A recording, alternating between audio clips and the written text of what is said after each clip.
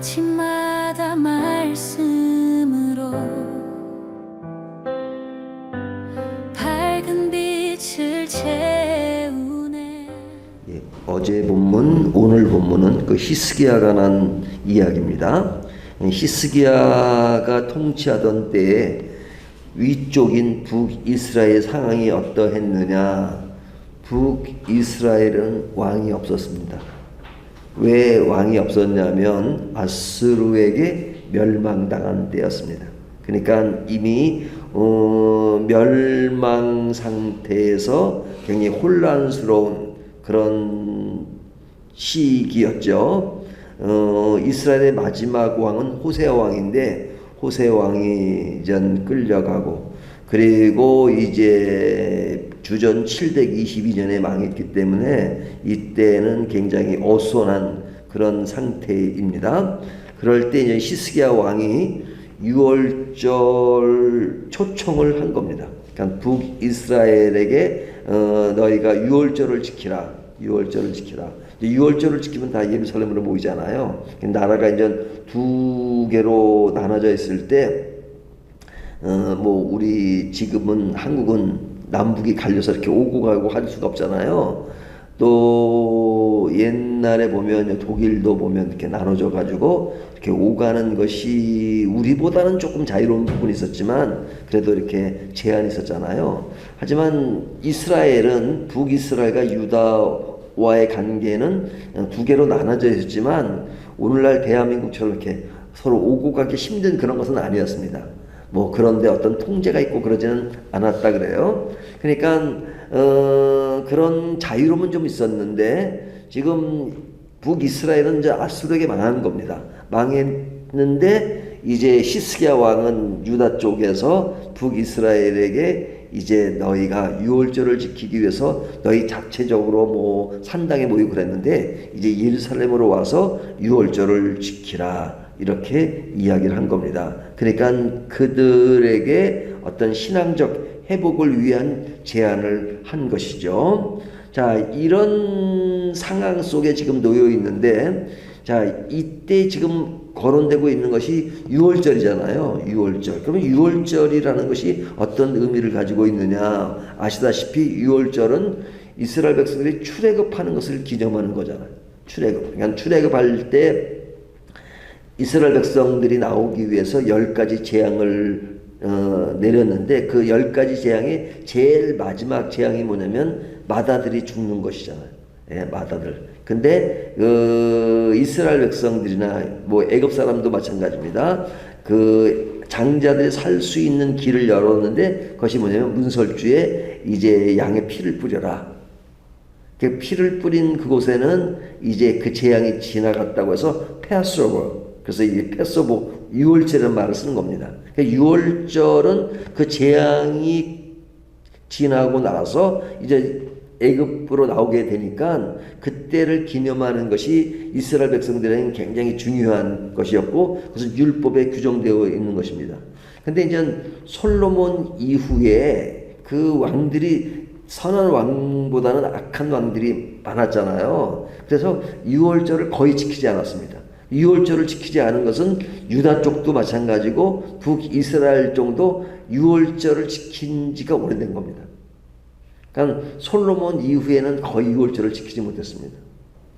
그러니까 완전히 그 유월절의 어떤 의미 이런 것이 상실되어 있는 그런 상황 속에 히스기야 왕이 북쪽이든 남쪽이든 이제 유월절을 지키자 그렇게 제안을 한 겁니다. 그래서 오늘 보면 5절 말씀을 보면 드디어 왕이 명령을 내려 부엘세바에부터 단까지 우리나라로 말하면 백두산부터 한라산까지 온 이스라엘에게 공포하여 일제히 예루살렘으로 와서 이스라엘 하나님 여호와의 유월절을 지키라 하니 이는 기록한 규례대로 오랫동안 지키지 못하였습니다라. 오랫동안 지키지 못했던 것들을 지키게 한 것입니다. 그러면 이런 일들은 굉장히 획기적인 것이잖아요. 그 획기적인 것이 굉장히 좋은 모습이며 신앙적으로 굉장히 좋은 일인데 이런 일들이 히스기야 왕의 그런 복원으로 인해서 그것이 얼마나 유지됐느냐. 실제로는 유지가 오래되지 못했습니다. 히스기야 왕 때 유지가 되고 그 이후에 왕들 보면 바로 히스기야 다음에 그 아들이 누구예요? 므낫세, 아몬 이렇게 이어지잖아요. 근데 그때 왕들은 악해요. 그러니까 히스기야 왕은 그런 개혁적인 일들을 했는데 이제 다음 세대 왕이 이제 그 일들을 이어갔어야 되는데 이어가지 않으니까 유월절은 다시 안 지키게 되는 거죠. 그러니까 이제 제 친구랑 얘기하다 이제 우스갯소리를 했는데 내가 죽을 때는 뭐 매장을 할 거냐 화장을 할 거냐 뭐 그러냐. 아유 죽은 사람이 뭐 마음대로 하냐. 산 사람이 알아서 하는 거지. 아무리 내가 그렇게 이혼을 해도 산 사람이 그렇게 안 해주면 끝나는 거지. 죽은 사람이 나는 매장을 하라고 했는데 매장을 안 하니까 일어나가지고 왜 매장을 했어? 그러지 않잖아요. 그건 산 사람 마음이죠. 그러니까 이 왕들도 보면 선한 왕이 나오고 그 다음에 악한 왕이 나오기도 하고 악한 왕 다음에 선한 왕이 나오기도 하고 이게 꼭 이렇게 흐름대로 가는 것은 아닌 것 같아요. 히스기야 왕이 그런 어떤 유월절을 복원시키는 일을 했다 하더라도 그 아들이 하지 않으니까 그냥 그 시대로 끝나버리는 거죠. 근데 이제 그 유월절을 지키지 않았다가 다시 유월절을 지키게 된 것은 요시야 왕 때입니다. 그 요시야 왕 때는 히스기야 왕으로부터 75년이 지난 후에요. 75년이 지난 후에 이런 유월절이 다시 지키게 되고 어떤 신앙의 개혁의 불씨가 다시 일어나게 되죠. 자, 이런 일들을 보면 개혁이라고 하는 것은 굉장히 어려운 것입니다. 그러니까 히스기야 개혁은 사실은 결국은 이런 유월절을 지키는 것은 성공했지만 오늘 본문을 읽어보면 저희가 일일이 다 읽지는 않았지만 이런 개혁에는 조롱과 무시가 있었습니다. 북이스라엘 사람들도 지금 자기 나라가 아수르에게 망한 상태지만 그 망한 상태에서 지금 유월절을 지킬 수 있는 분위기가 아니었죠. 일단은 제사장들이 준비가 안 돼 있어요. 왜? 나라가 지금 어수선한 상태니까요. 그리고 제사장이 준비가 되어 있지 않을 뿐더러 그냥 그런 일에 대해서 별로 관심이 없었어요. 그리고 비웃는 사람들, 무시하는 사람들. 그러니까 굉장히 어려울 수밖에 없죠.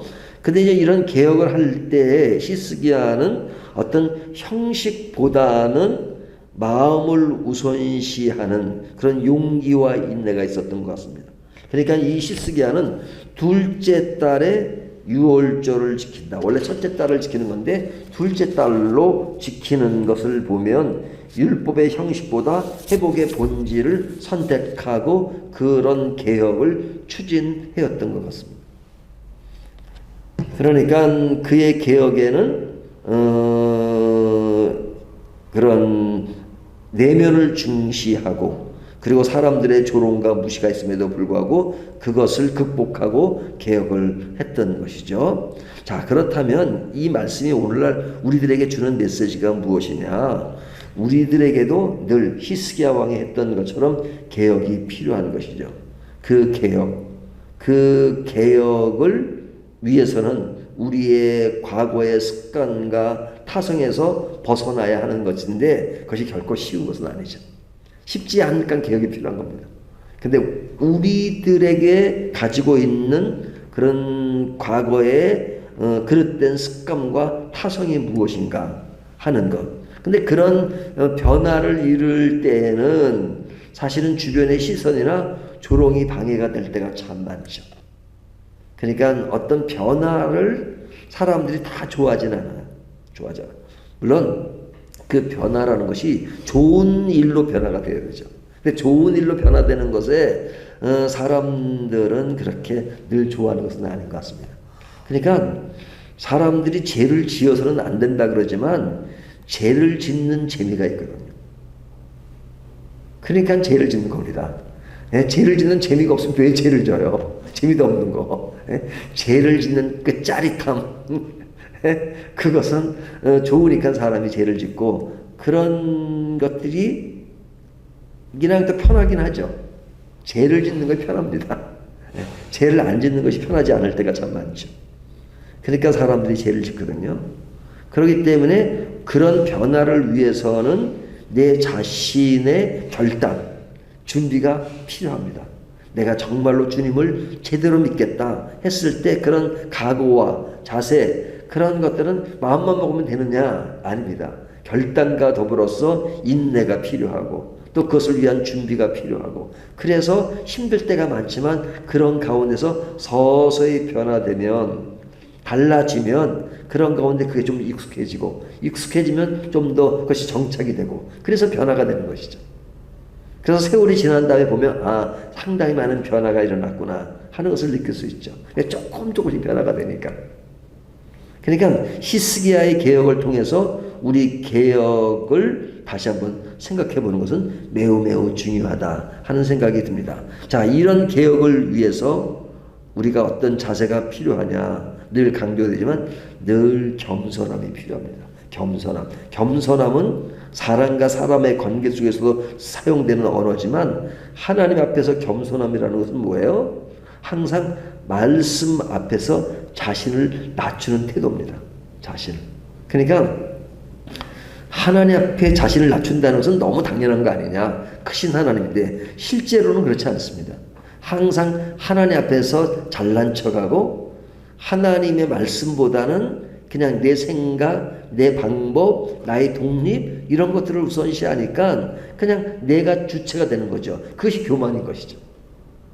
겸손이라고 하는 것은 하나님 앞에 완전히 항복하고 사는 겁니다. 하나님의 말씀하시면 그냥 내 생각이 이렇다도 완전히 그냥 끝내버리고 오직 하나님의 말씀만 따라가겠습니다. 근데 그게 쉽지 않잖아요.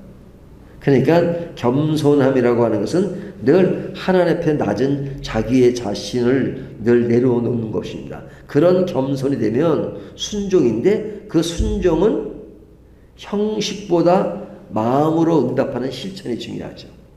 우리에게는 어떤 그런 형식을 중시할 때가 많습니다. 물론 형식도 그 마음에 있는 걸 따라오는 것으로는 중요해요.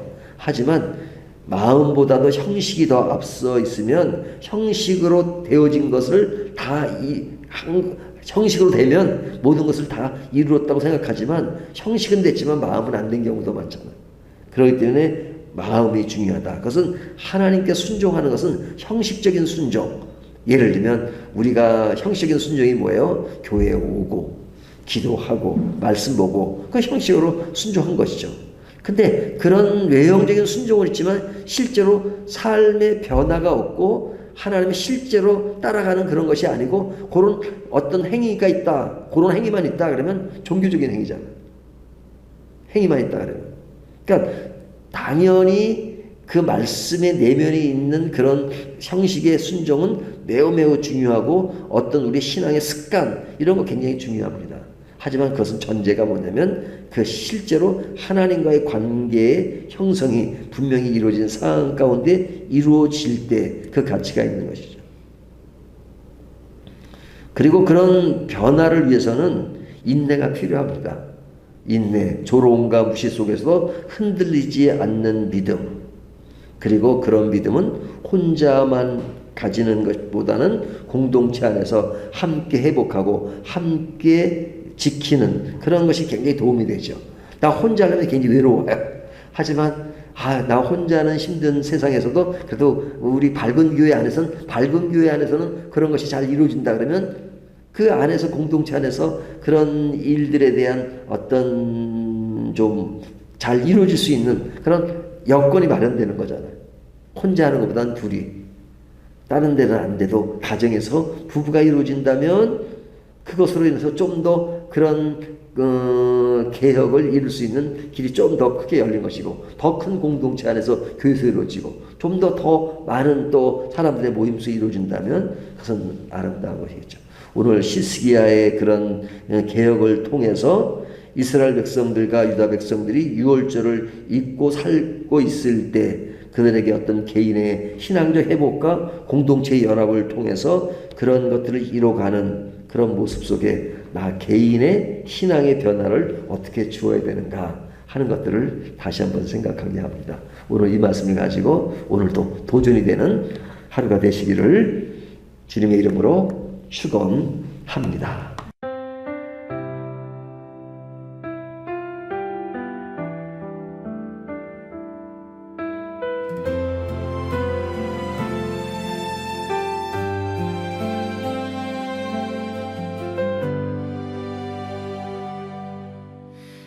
아침마다 말씀으로